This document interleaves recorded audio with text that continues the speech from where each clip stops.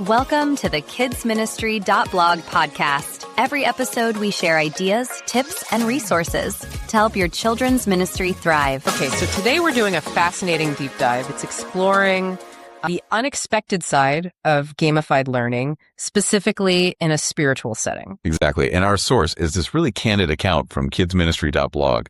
It's quite something. It really is. It talks about an educator trying to make Bible stories, engaging for kids. Right. But it accidentally created this sense of fear, and it really distorted how they saw God. In the opening the author gives, wow, confessing from a bathtub at 4 a.m., eating animal crackers. Yeah, after realizing she'd basically taught kids that God runs these cosmic elimination games. That phrase just hits hard. So this deep dive is really about how creative teaching, even with the best intentions, can sometimes, backfire. And what that means for how we communicate complex ideas, especially to kids. Okay, so let's get into it.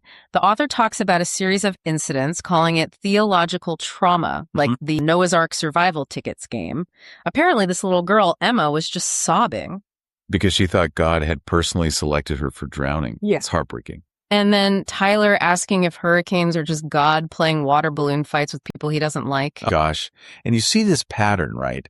The David and Goliath slingshot game. Let me guess, it didn't end well. Well, young Connor apparently concluded that God helps you murder enemies if you pray while aiming. No. And the Red Sea parkour. That led to Sophie believing God drowns people recreationally. She even refused swimming lessons. Good grief. It sounds like these games consistently miss the mark. Completely.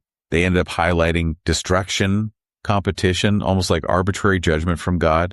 Comfort just went out the window, replaced by terror. You mentioned the 10 Virgins musical chairs earlier, too. Right. And the kids who were eliminated reportedly having panic attacks, thinking Jesus locks people out of heaven for being slow. Wow. Just wow. And the author called the 10 Plagues Adventure peak insanity. Yeah, apparently it just devolved into total anarchy. Kids using plastic animals as weapons. Weaponizing plastic frogs and locusts. Seems like it. And then little Hannah asking if God would send insects to eat their dog if they forgot to say grace. That's intense. The author finally realized they'd somehow convinced these kids that God is basically a psychotic game designer. So how did others react? Did anyone step in? Well, the author had a mentor, Patricia, and she was pretty blunt about it. What did she say? Her advice was that children don't need scripture to feel like horror films. They need scripture to feel like love songs from heaven. That's powerful. Yeah. She said the issue wasn't that the stories were boring, it's that they were being turned into nightmare fuel. And the parents must have noticed something was off, too. Oh, absolutely. That feedback started coming in. Tyler's parents, for instance. The hurricane water balloon kid. Yeah, him. They were concerned he thought earthquakes were God playing Jenga with cities. He even started wearing a bike helmet indoors, worried about hail. Oh, my goodness. And remember Emma, the girl afraid of drowning from the Noah's Ark game. Yes, poor thing. Her mother revealed she developed severe hydrophobia and genuinely believed God designed recreational drowning games. It just shows how deeply these misinterpretations took root. Exactly. Such a distortion. But then things shifted, right? There was sort of an accidental solution. Kind of, yeah. The author was apparently so overwhelmed they just dropped the games, forgot all the elaborate plans. And just told a story. Simply told the story of Jesus calming the storm. No props, no competition, just the story. What happened? The reaction was totally different. Absolute silence, total attention. The kids weren't scared. They were engaged. Asking real questions. Exactly. Like, does Jesus still help when we're afraid?